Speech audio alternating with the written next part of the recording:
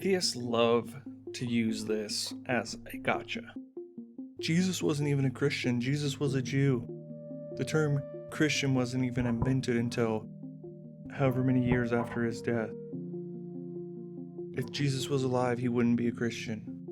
And you know what? They're actually right. But that's also kind of the whole point. The word Christian appears 3 times in the entire Bible.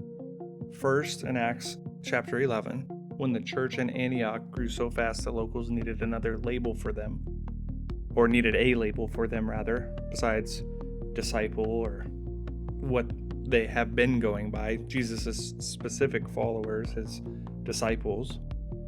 Second is in Acts 26, when King Agrippa used it as a skeptical jab at the Apostle Paul.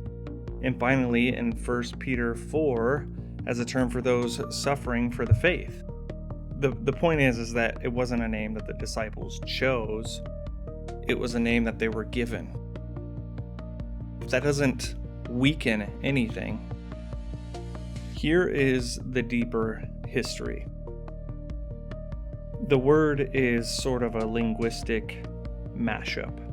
It takes the Greek word Christos, which means anointed one. That's where Jesus Christ, that's where the name comes from. Jesus' actual name was Jesus ben Yosef, which would mean Jesus, son of Joseph, but he was called Jesus, the anointed one. Anyway, it takes the word Christos, meaning anointed one, and slaps on the Latin suffix "ianos." In the Roman Empire, "ianos" was a legal and social marker of ownership. If you were a slave in a household of a man named Gaius, you were Gaiano. If you were a diehard partisan of Caesar's political party, you were Caesariano.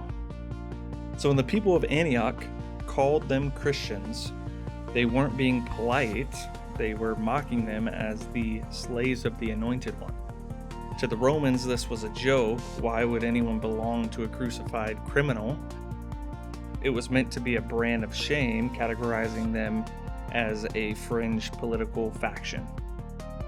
To break it down a little bit further, I have asked Rabbi Google to show you guys a little diagram. Greek root, Christos. Greek word meaning anointed one. Latin suffix, ienus.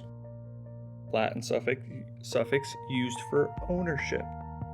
Used in names of slaves and partisans. The result? Christianos.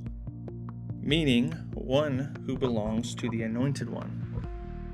So by calling them Christians, you are saying we belong to the anointed one. So Jesus wasn't a Christian? Correct. Christian isn't a religion that he started. In fact, he was Jewish. It's a label the world gave to people who were so obsessed with him that they didn't mind to belong to them. In fact, they wanted to belong to him. By the time Peter wrote his letters, the church had reclaimed the insult. They realized that there was no higher honor than being owned by the king. The one true king.